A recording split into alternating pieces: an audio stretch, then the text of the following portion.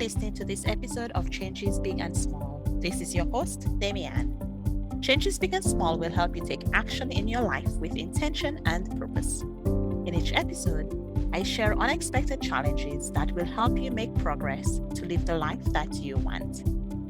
Today, I'm chatting with Heather Polivka, who is an internationally trusted business advisor, accelerating the growth and success of progressive small and medium-sized businesses and their leaders through practical leadership, employee performance, and thriving workplace cultures.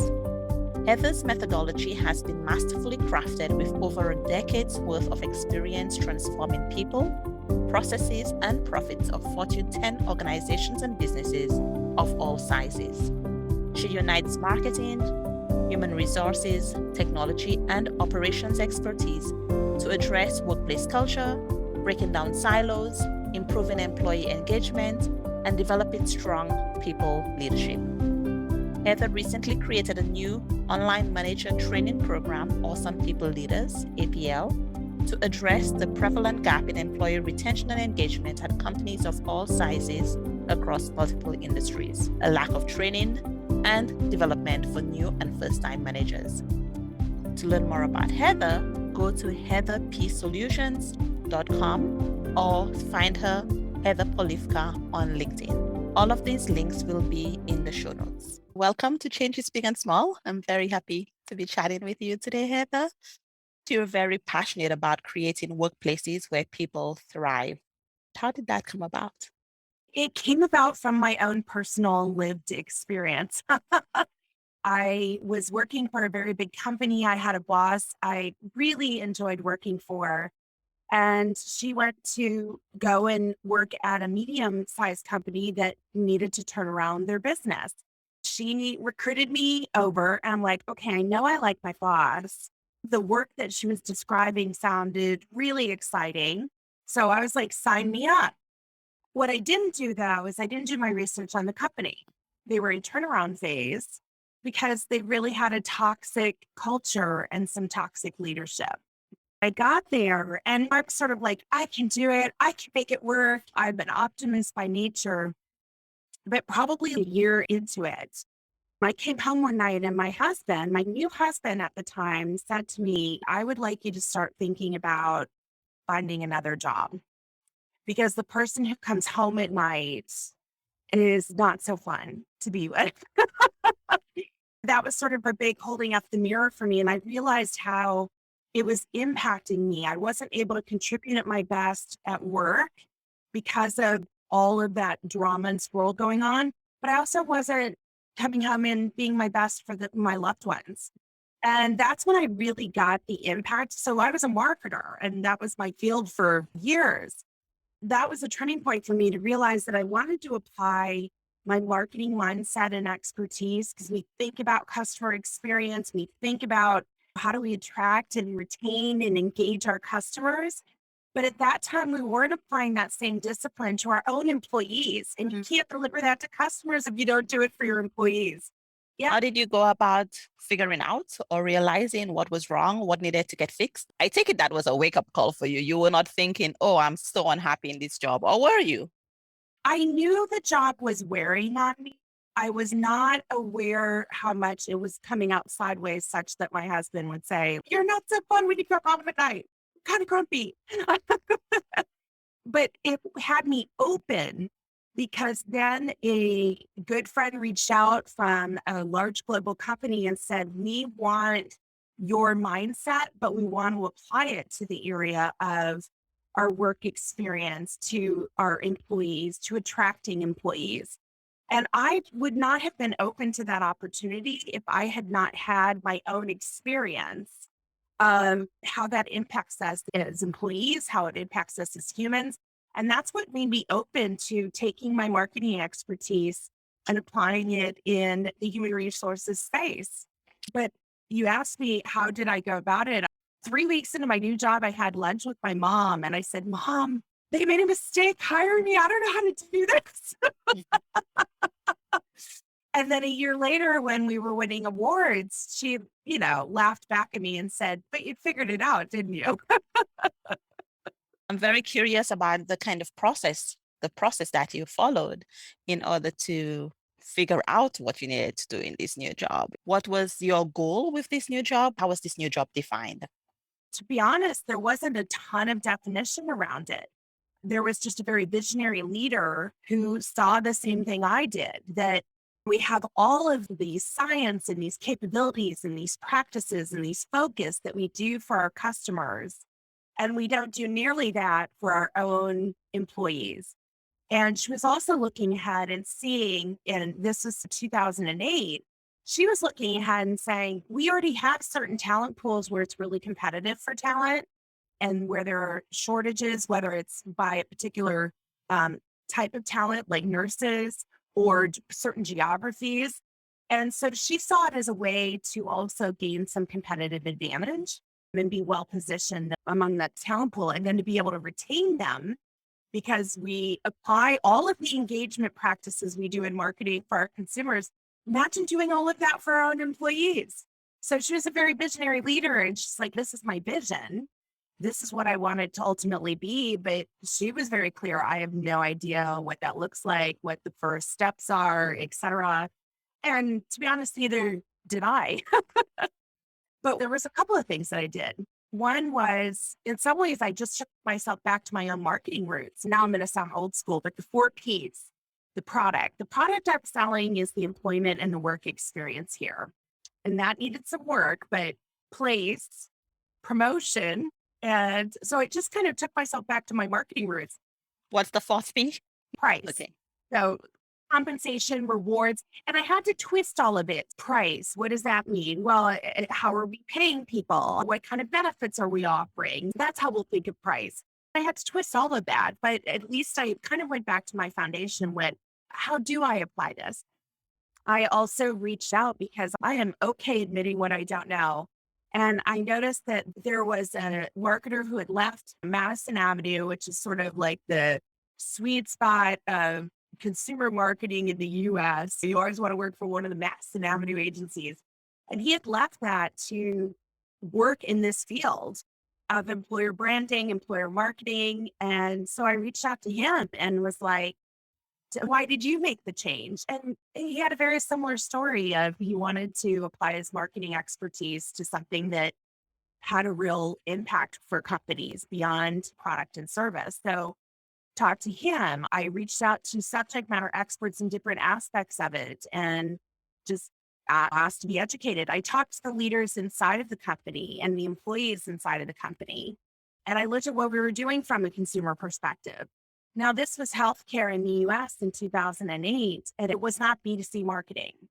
So there actually wasn't a lot of infrastructure or anything to stand on. So I looked at it and I was like, okay, well, the first thing we need, and this is so crazy because this was a Fortune 50 organization, we don't have a website. A website would be a really good place to start. We also don't have a brand. A brand would be a really good place to start. The saying is eat the elephant one bite at a time. That's exactly what I was thinking about as you were speaking. How do you eat that elephant? One bite at a time. Bite at a time. So I said, let's start with the brand. Let's then start with the website as the first delivery of the brand. Then once I got those in process, then I looked and I saw that there were places that we were actually competing against ourselves in advertising dollars to attract the same talent because we had so many different businesses operating the market. So that was the next thing of how do I get this all pulled together and approach. So that was all external. And then I looked at it because I'm like, our product, we had some work to do with how we were representing ourselves, but also the reality. We had some work in the experience for our own employees. And very lucky that we had a CEO who prioritized culture and saw that as an imperative. And so I got the opportunity to lead one of the key work streams in the culture work so that we could actually fix, quote unquote, the product internally and then retain the great people we had, but also then use that to attract more people as we continued to grow. So it was step by step. And the more I got into culture work, the more I just loved that and I fueled that and it fueled me. And doing research in white papers and reading a lot of research in white papers, understanding how culture is a competitive advantage. And people-centric organizations perform better and are more sustainable business results than those that aren't. And so that just kind of kept leading me down this road of how do we create workplaces where people thrive? I did that work in a very large organization for 11 years. I reported into the chief marketing officer and the chief talent officer for a Fortune 6 company. It was an awesome ride. And also, my mom was an entrepreneur. So I was very aware of startup businesses and small businesses and mid-sized businesses. And I knew that I wanted to take everything that I had learned and really help the small and mid-sized businesses, because those are really the backbone of business, is small and mid-sized businesses. So that was the transition I made in 2019 to leave the big corporate dogs and go and help support small and mid-sized businesses create environments where people thrive. That sounds like quite the ride. I do want to dig into the whole culture aspect in terms of what makes a thriving work culture. If you step into a place, how do you tell? What do you look for in order to know if it's a work culture that will keep employees engaged and interested and retained within the company? Yeah, that's a really great question, because just like, so I'm going to make a dating analogy here. Just like we can go on a lot of dates with people we like and maybe some people we don't like, you're not going to marry every single, you're very selective in who you've married. And that doesn't mean there's something wrong with the other person. It's just, it's not a match, right? And the same thing is, I mean, work is a relationship and no company is going to be perfect for every single person, right? It's about where is it a match? And so to answer your question, what has workplaces thrive is when there is really strong alignment between who they say they are and how that's actually experienced by employees, such that they're also enabled to pay that forward to customers. When that thread of here's who we say we are through our mission, our values, our brand, when that has strong alignment with what employees actually experience inside, if you think about it, then if I join a company of innovation and I see a lot of innovation, not just in the product and services, but maybe the workplace practices, the thinking, that cheers up with what I expected. I got what I bought, right? And then I'm also positioned to pay it forward to customers. When there's strong alignment, that's a thriving culture. And it also allows other people to look and say, is that for me or is that not for me?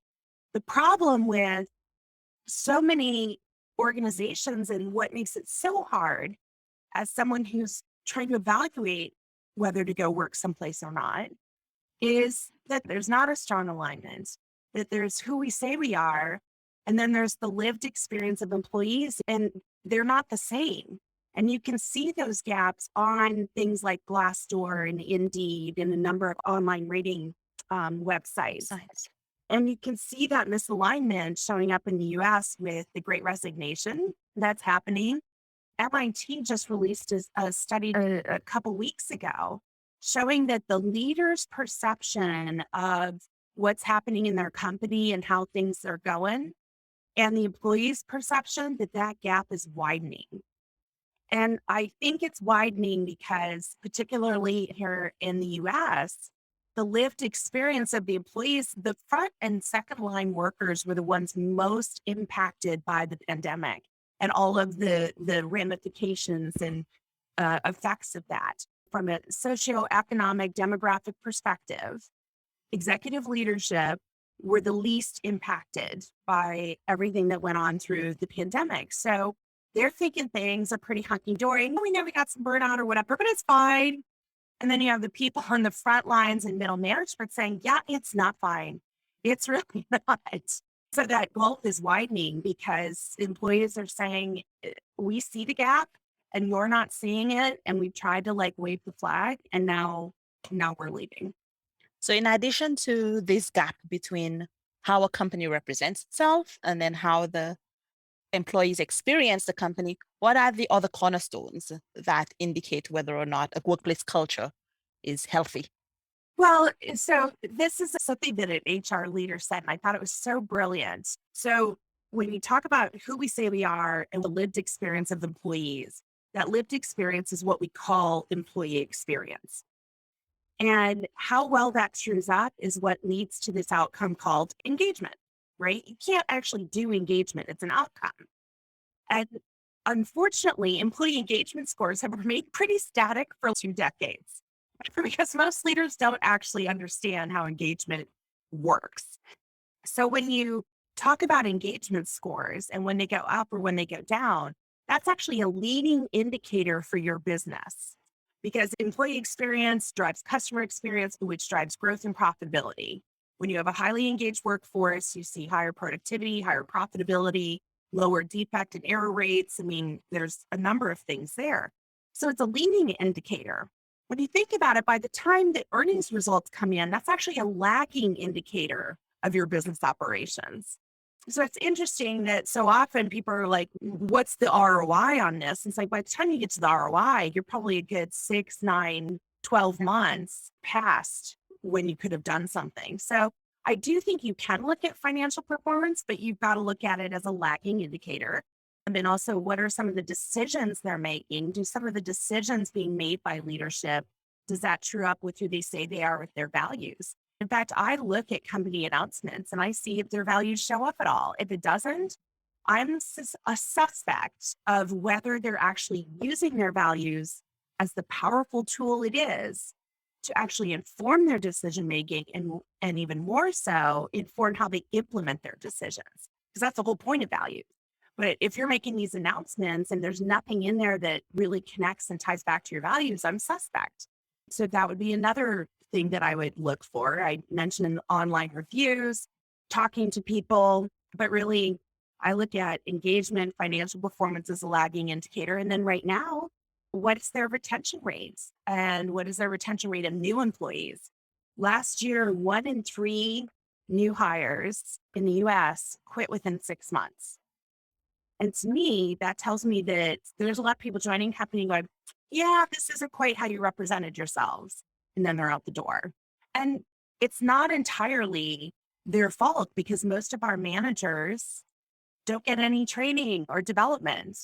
And if the leaders aren't using the values to lead, then the managers aren't getting the training and support on how to use the values to lead. So it just magnifies the impact of that misalignment. I actually can trace back most business performance issues to the misalignment between who we say we are and how we're actually experienced. So, how do companies close that gap? Are there specific actions that you found most helpful, even to start with, in terms of closing Yeah. that gap? Yeah, well, the first thing is actually looking for the gap and being willing to listen. What's unfortunate is if you've had that gap for a while and employees have tried to say, this isn't working and they've not been heard, at some point, employees either leave or worse for companies, they just go, fine, I'm just going to phone it in. I'm going to show up and earn my paycheck. You don't care about my opinion. That's fine. I won't offer you my ideas to make things better. And I'm not going to risk my paycheck. I'm just going to do my job, keep my head Post. down and post. And then you can ask them and they won't tell you. I've heard leaders go really frustrated. Like we ask them, they don't tell us. Well, if they're not telling you, that means they either have told you and you haven't listened or you don't believe them, or they don't trust you, or they don't feel safe. So that's why oftentimes in those cases, a company needs a third party to come in who can be that buffer that confidential things aren't going to risk anyone's job, but that can bring themes at a higher level. So that's one of the first steps I always do is listening. The other tip that, in fact, I was just talking with a group of executives last week, I go ask your employees. And if you're not getting real answers or even not telling you, you can hire a consultant. And I said, I'll tell you another secret. If they believe you'll really listen and it won't create problems, you can ask your recruiters within your company because recruiters within a company know which leaders they have to keep recruiting over and over and over again. So where you have a toxic leader who's especially out of alignment with who you say you are, there's employees who will see those toxic leaders stay and stay and stay, no matter how many people underneath them leave.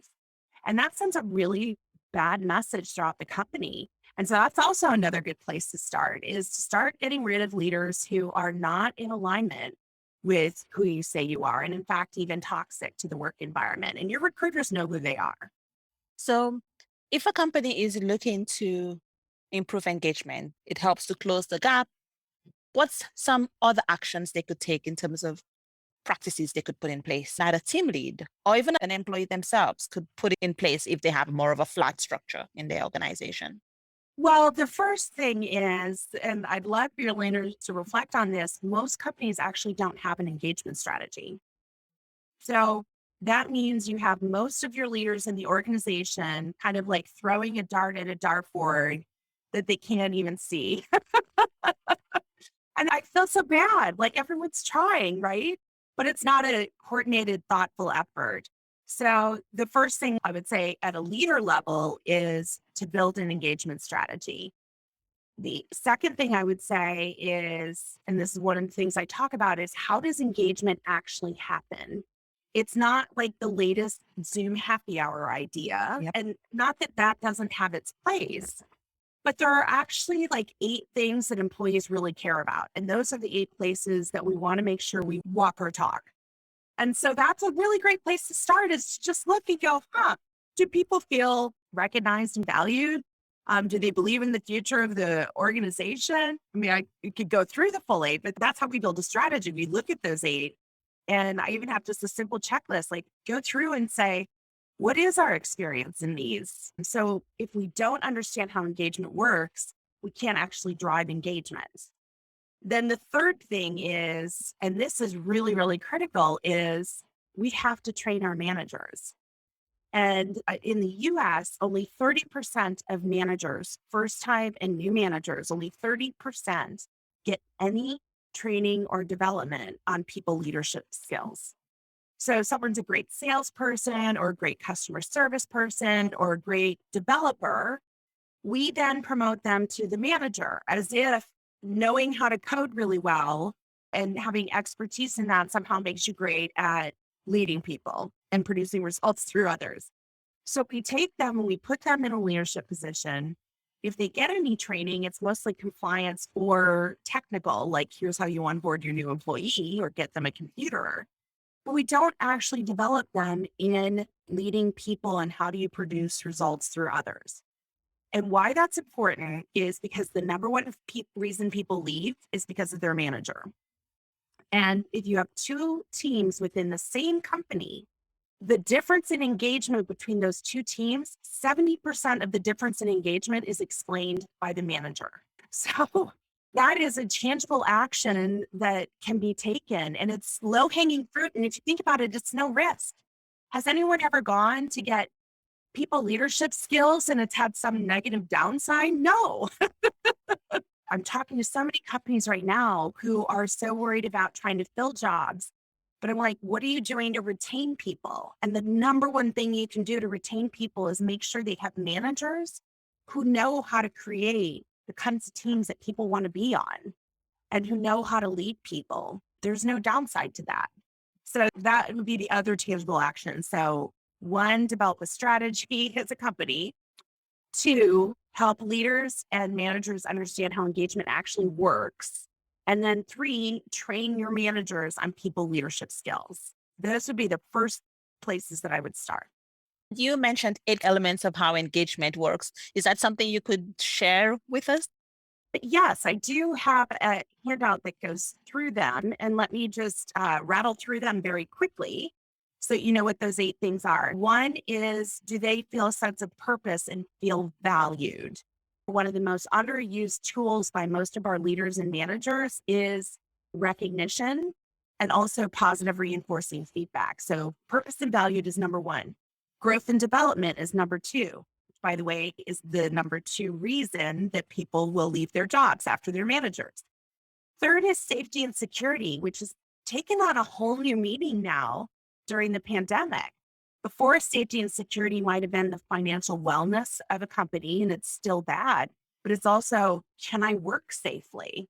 4th is trusting relationships. Trust came up earlier in terms of, as leaders, are you getting that feedback about where those gaps are. And if you're not getting that feedback, that tells me that there's a lack of trust. So trusting relationships. Number 5 would be cohesion. So that sense of connection and belonging with others. And that is where a fun happy hour has its place, but it's not the most important way to build cohesion. We have to also appreciate the knowledge, the skills, and the lived experiences of our peers and how that makes our teams richer and the work product that we produce richer. And if there's a disparity in the experience, that's also then where it shows up is in cohesion. And we know we have disparity of experience within our companies, particularly for women and for people of color. Then number 6 is the future of the company. And this is the one the leaders kind of sort of naturally do. We're going to be so successful. So, that one, but if there's times where that's not as clear, that can come into play. The 7th one is work environment, which again is one of those that's taking on a whole new meaning now with hybrid work and remote work. What is that work environment? It's not just the physicality of it, but it's also, again, that experience. Do we have the kind of work environment where people can feel safe? Do we have the kind of work environment where we treat each other with like courtesy, and we have defined what that looks like in chat versus Zoom versus in-person meetings? So what is the feeling of the overall work environment? Last and not least is technology, or I like to think of it as, do I have the tools? Am I enabled and empowered to actually do my job to the best of my ability? So those are the 8 aspects of the employee experience that if the company is going to walk their talk, walk it in those 8 areas. I think that's so interesting for listeners, because regardless of what role you may have in a company, it could be really interesting to think, where is my company doing really well and where are we lagging? And if you have a type of relationship with your team lead, with other people in your team where you could have these conversations, it could be very interesting to bring up some of those things and find out what other people are noticing, if other people are noticing the same kinds of things that you are. Yeah. And within a team, you can impact some of these. No, you can't change the overall work environment, but you can create the kind of work environment on your team. Maybe you can't change the overall technology platforms that the company uses, but you can make sure that your team has the tools they need to do their job. So there is a way to impact and influence these on a team level, recognizing that there's some aspects of it, like the company future, may not be in your hands. Maybe if you are in sales, but for a lot of teams that might not be in your hands. But I love that idea of at least looking and saying, how is the experience on my team and what role do I play in this? And then what's the experience of the company? And is there any place that we could impact and influence on a larger level? Yeah, I've looked at engagement, and I guess there are some different models as well, because another one that I looked at talked about purpose, uncertainty, and autonomy. I found it very interesting for me to reflect myself, because I'm like, yeah, I have always worked in jobs where I have a lot of autonomy. And so I know that I wouldn't do well in a job where I would have somebody over my shoulder every second, nitpicking on everything. And so it's Yes. very interesting to find where there might be a disconnect between the kind of work that you're doing and what pleases you. What is the environment in which you thrive? That's such a good call out, that we also need to know ourselves and what fuels us, what ways of working have us thrive and which ways don't. Having that self awareness then can help us choose jobs or companies or leaders where that is more possible. I have a sister in law who is interviewing for a job, and she called me and said, can we practice for my interview tomorrow?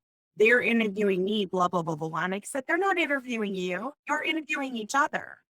And I asked her what work experience would have her light up and shine, and what have been her worst days? What have been her best days? Who have been her best leaders? What are the leaders that she's been most challenged with? And all of this was to have her be really, really clear about what work experience she was looking for, so that as she was interviewing them, as much as they were interviewing her, she could looking against her own sort of litmus test and measuring stick for what was going to be a really great work experience for her. Yes. And so I love that call that you make. I think we have that responsibility to do that for ourselves. The company is the company, right? We'll go back to the dating analogy at the beginning. Not that there's something wrong with you or wrong with them, but it's about finding a really good fit. One thing that comes up a lot, and it comes up in remote teams as well as in in-person teams, is about team building and socialization. If we look at the 8 elements, it comes up in building trust in relationships, of course, cohesion naturally, the work environment. From your perspective, where does team building fit within companies and in work cultures? Yeah, I would agree with you. I would put it in the sense of trusting relationships, cohesion, and the overall work environment. Those are the 3 places that I would think team building shows up. I led a remote and a hybrid team for 8 years pre-pandemic when it wasn't really a thing. And I was under so much heat for so many leaders as to why my team wasn't in the office every day, et cetera. But what I loved is we would have team members in the Philippines who invited everyone to their wedding from Brazil and Ireland and the US and India because they felt that sense of connection with their coworkers as if they were working in an office with them, as you might invite your coworkers to a personal milestone event like that.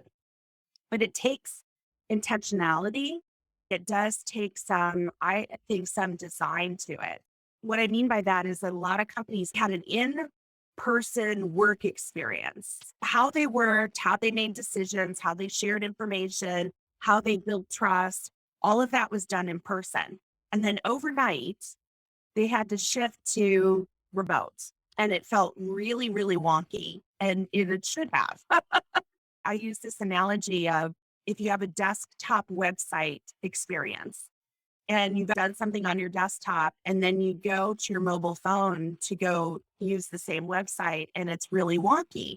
And the reason is it wasn't actually designed for mobile. Now, a lot of companies take a mobile first design to their website. They take a mobile first design to their consumer experience. And the thing that we need to do is to take a mobile first approach to our cultures and our work experience and defining those things. Without it, that's why it still can feel wonky.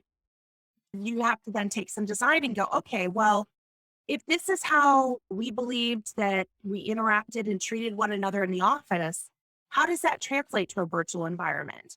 Do we always need to be on camera? Is it rude to eat during a Zoom meeting? In what channels do we share information? What's the appropriate use of IM chat versus Slack versus email versus whatever? Have we defined those things? When we're making decisions, we used to stand in the hallway or gather everyone together and kind of share with them and maybe give some of the context to it. Well, how are we doing that in a virtual environment? How are we making decisions transparent or sharing the reasoning and the context for it? There's a lot of intention and design. And also, I tell leaders, I go, you know what? You should be logging on early to calls because that's when a lot of nice little chit chat happens. And that may sound very small, but it's a chance to be just a human instead of your title and experience your employees as a human. I also encourage them to have, maybe it's a Friday morning 15-minute coffee. And the agenda is no business is allowed to be talked about. Instead, we're going to talk about what our weekend plans are. Because that starts to create some of that, oh, you have a life outside of here. Oh, I didn't know you enjoyed doing that. And people can show up to the call with no fear that they're going to get called on the spot by their boss about who's wanting to follow up on this thing. So we have to intentionally create some of those things that happened in person, but we can still do it. One thing that I find fascinating to think about is what are the opportunities that do not even exist in person that we then get a chance to do because we're remote or we're hybrid? I love that. I think a lot of us have experienced that. I mean, pre-COVID, how many kids were walking in on your meetings? Did you even know what someone's kids or their dogs looked like? No, you didn't. Or even if they had a dog or a cat. Exactly. Or like that great piece of art behind them. And you go, oh my gosh, I love that art. And you find out they did it, or they support a local artist collective, or whatever the story is behind that art. The blessing of all of this is it's given us a chance to really embrace our humanity. We just have had no choice to compartmentalize work from life in the way that, many of us did in 2019 and before. And I'm not saying compartmentalization is bad. In fact, in some ways, I think we're now needing to learn how to separate and compartmentalize when we're working remotely. But it was almost like there was a brick wall that was really tall, as opposed to let us have a peek over, like let us get to know each other a little bit more as humans. No matter what our titles are, when that doorbell rings and my dog starts going crazy, yep, I deal with that too, just like you do. Or, yeah, today or this week, I'm kind of a single parent because my spouse is quarantined due to COVID. And quite frankly, I'm barely keeping it together and I'm running on air sleep. And it allows us to bring more humanity and vulnerability into the workplace in a way that I think is an opportunity, to your point, of creating cohesion, creating trusting relationships that we didn't have available to us before. The humanity piece of it is very interesting because I believe in one life, like we live our whole lives. And I know some people really would like to have, oh, I don't really want people at work to know too much of my personal business, or I want to keep my personal life very separate from professional life. So I think it's interesting navigating and having conversations in teams as well between what people's preferences and respecting people's preferences, but also living on opportunity for that humanity wherever people may fall across the spectrum in terms of what they want you to know. Exactly. And I think that that's an opportunity to, and especially to honor those boundaries. I mean, if someone doesn't want to share, they shouldn't share. I love it. Brene Brown talks about how vulnerability is the birthplace of innovation, creativity, and change.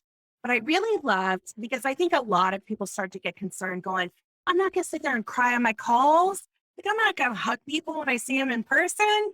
And we're not saying that. We're saying find your own line. But I love this quote from her because she talks about the motivations for vulnerability. She says, are you sharing your emotions and your experiences to move your work, connection, or relationship forward?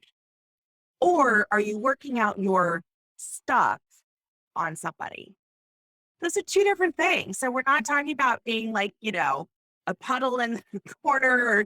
But if I'm a leader and I'm having a tough day, and I know that as tough as my day is, I know that you're feeling the stress and you're feeling the overwhelm and you're dealing with it too. If I'm willing to admit, you know what, today was a tough day, and today the stress level is particularly high, and I know that there's something you need from me. Can I take some time to think about that and come back to you when I can be in a better headspace? There's something beautiful in that, because that wasn't unprofessional. But in sharing that little bit of vulnerability, guess what? You get to be human too. And you also know when you're going to get an answer from me. Because quite frankly, you may not want an answer from me when I'm in that headspace. That's a very good point. Yeah. So there's a way that it can help actually build trust when we're willing to embrace our own humanity. And we know that we're not perfect and we don't have it all together. When we're willing to share with others that we're not perfect, we don't have it all figured out, we don't have it all together, and we're doing the best we can, it creates space for others to be the same. And there's something really critical in that, when we always expect perfectionism, that in and of itself creates stress.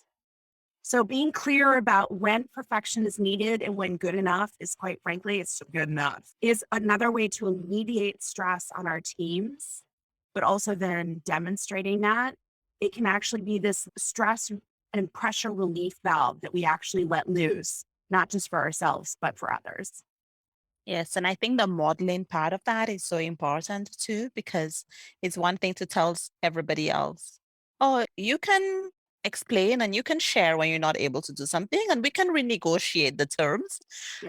And then if you never do that, it's like, can I really? If the team lead never does that. Right. Oh, that's a really good point. And that is part of the humanity and the vulnerability, but we have to model that, and not just in our words, but in our actions, because that's that truing up again between who you say you are and how you say we're going to behave and what we say we value, what we say is okay versus how we actually behave. In fact, I used to have a leader who I'd come out Monday morning and there would be like 30 emails from her.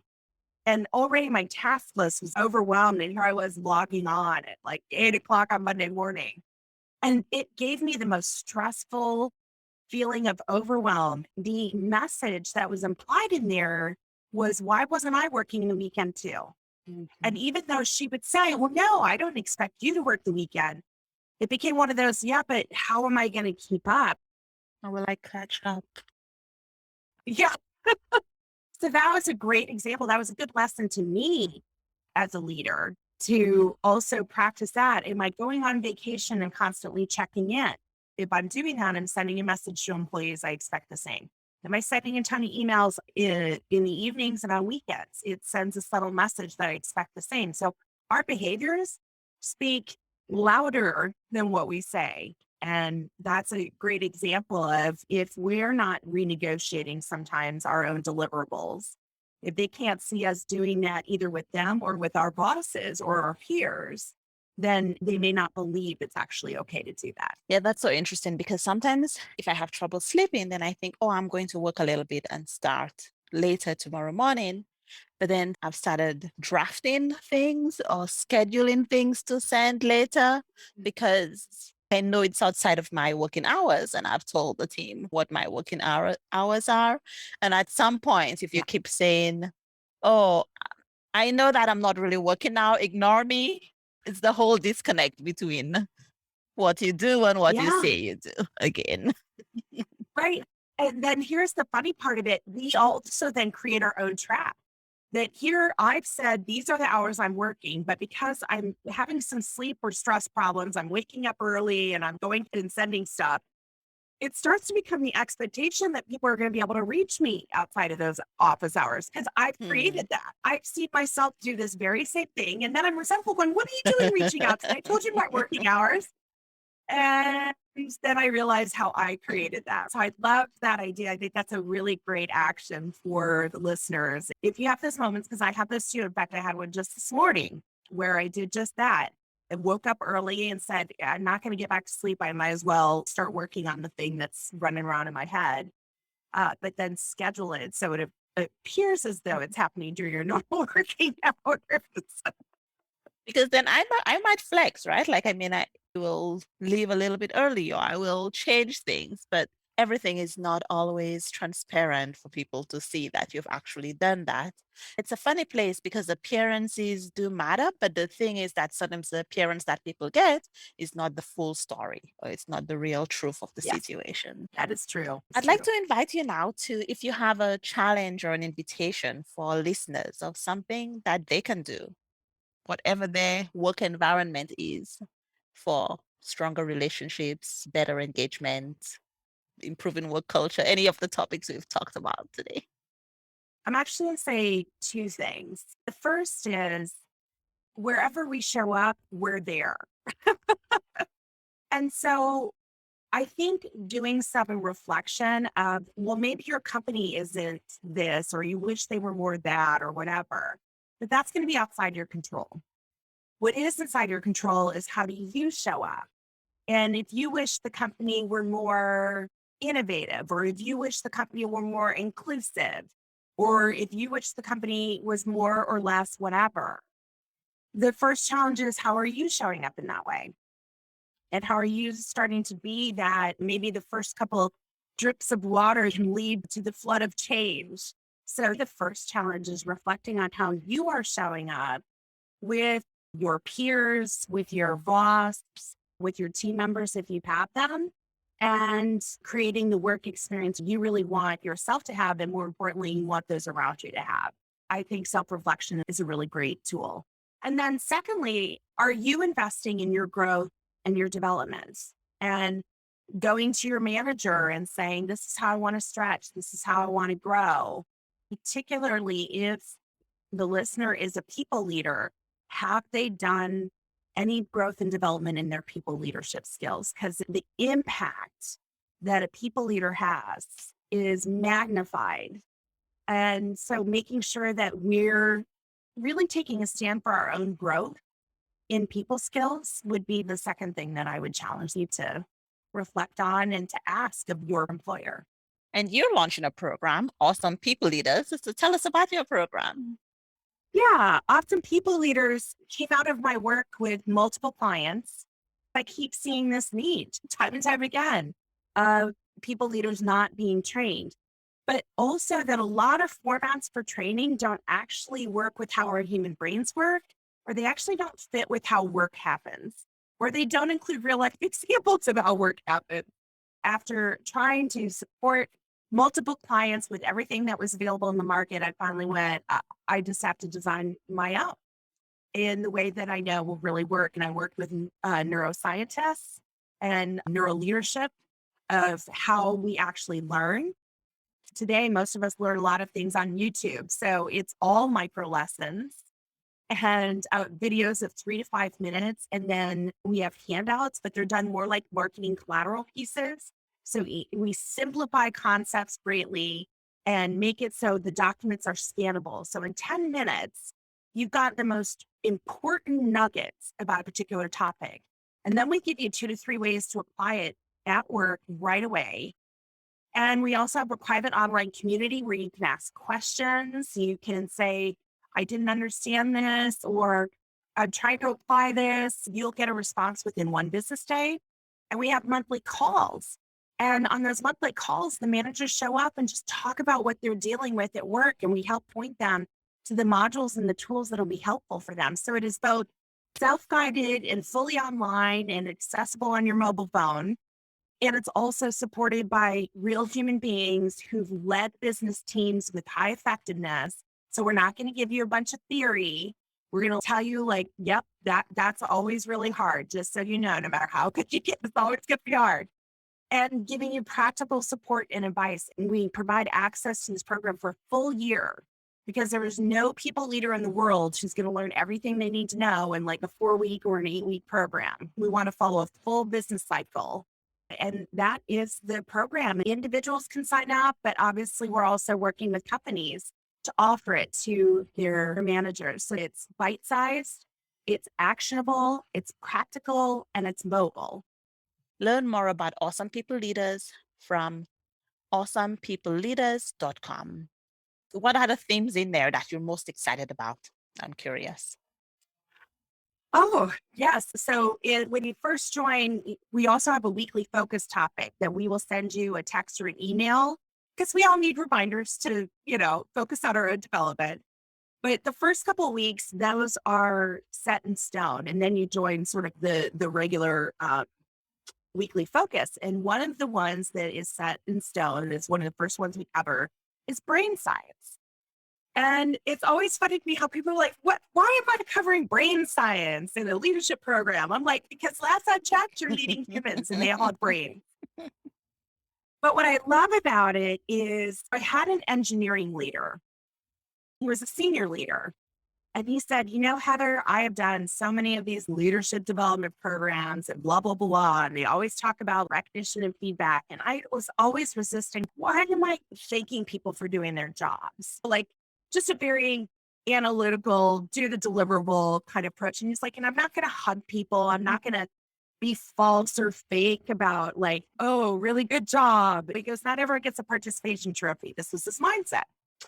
So we covered the brain science module in that our team members' brains can be in fight, flight, or freeze, fear, which by the way, with what's going on in the world right now, there's a lot of triggers for that threat response, or they can be in productivity mode, which is great for getting things done, but it won't help you innovate, collaborate, problem solve, etc.